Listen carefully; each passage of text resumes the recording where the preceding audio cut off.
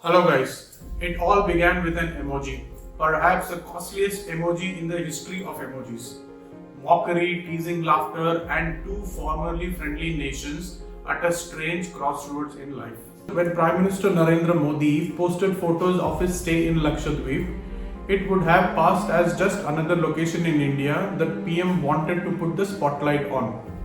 He praised the pristine waters. He urged Indians to Dekho Apna Desh. He sat down with a notebook and penned his thoughts about Lakshadweep and went snorkeling in clear blue waters. Maldives, part of the same island in the Lakshadweep Sea as Lakshadweep Island, saw the post by the PM as potential threat. Three ministers from the Maldives cabinet were put on bench, and the country scrambled letters and apologies to his friendly neighbor. As Bollywood film stars, known more for their Maldives vacations than movies, urged people to explore the Indian islands. Lakshadweep over Maldives is a war cry on Indian Twitter.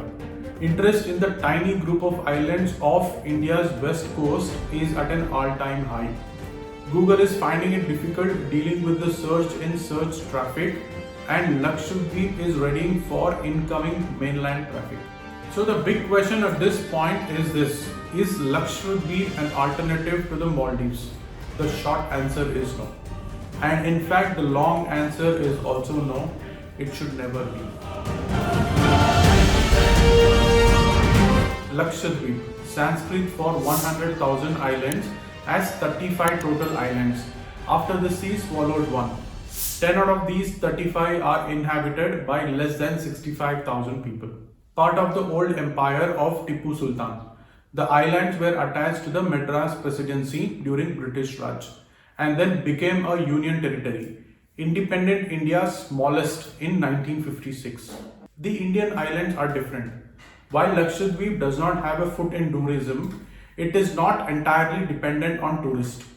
The Indian government has various restrictions in place in the group of islands, with special focus on preserving the fragile ecosystem and indigenous way of life. Lakshadweep comprises of 35 islands across 32 square kilometers.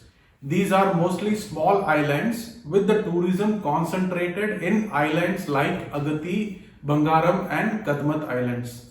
Foreign tourists are allowed to visit only these three islands after a special permit. Indian tourists can visit all islands after the special permit, but tourism and activities are mostly packed in the three above islands. The charm of Lakshadweep actually lies in its remoteness. It is not like our Goa or Thailand, where tourists outnumber grains of sand on the beach. Lakshadweep has existed for centuries with next to no influence from the outside world, and it should perhaps stay that way. It should not become a tourist hotspot, in my opinion. The resorts that come up as and when they do need to cater to the ultra luxury segment to keep the crowds from the mainland out.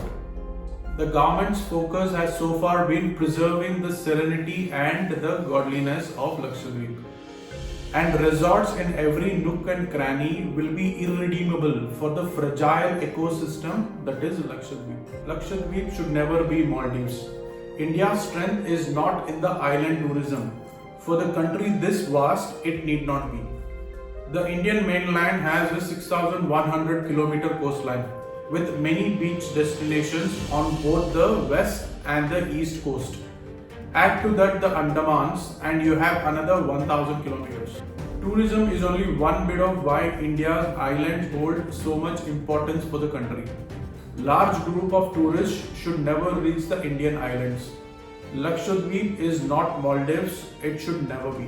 In conclusion, while the idea of Lakshadweep becoming the new Maldives may be tempting, it's crucial to understand and appreciate its unique identity. Let's cherish Lakshadweep for what it is, an untouched paradise that should remain untouched by mass tourism. Alright, so that's it for today. I have come to the end of this video. If you enjoy this video, don't forget to give it a like, share and subscribe for more content. That's it for today. This is Shayog.